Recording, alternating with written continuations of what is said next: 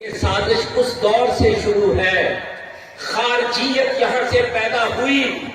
یہ خارجی لوگ میدان میں اترے جن کا مقصد یہ تھا کہ کافروں سے نہیں لڑنا، خروج کرنا ہے، مسلمان ملکوں میں حکومتوں کے خلاف۔ حضرت عثمان رضی اللہ تعالیٰ عنہ کو شہید کرنے والے یہ، حضرت علی رضی اللہ تعالیٰ عنہ کو شہید کرنے والے یہ، اور ملکوں کے اندر جنگیں کھڑی کرنے والے یہ لوگ، یہ اس وقت سے فتنہ شروع ہوا ہے۔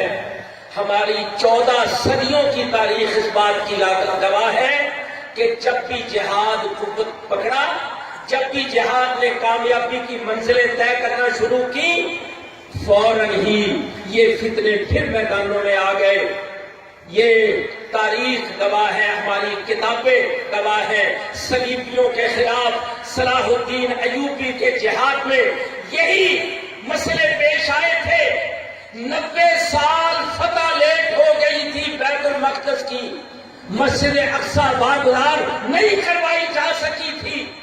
جب پوچھا جاتا تھا تو صلاح الدین کہتے تھے کہ مجھے پریشانی کافروں کی، صلیبیوں کی، عیسائیوں کی نہیں ہے، مجھے پریشانی ان کی ہے جو میرے کلمے کے اندر شریک مسلمان ہونے کے دعوے کرنے والے پیچھے سے میری کمر میں جو چھڑا گھونٹ رہے ہیں، وہ مسلمان مجھے پریشان کر رہے ہیں، میں کافروں سے پریشان نہیں ہوں۔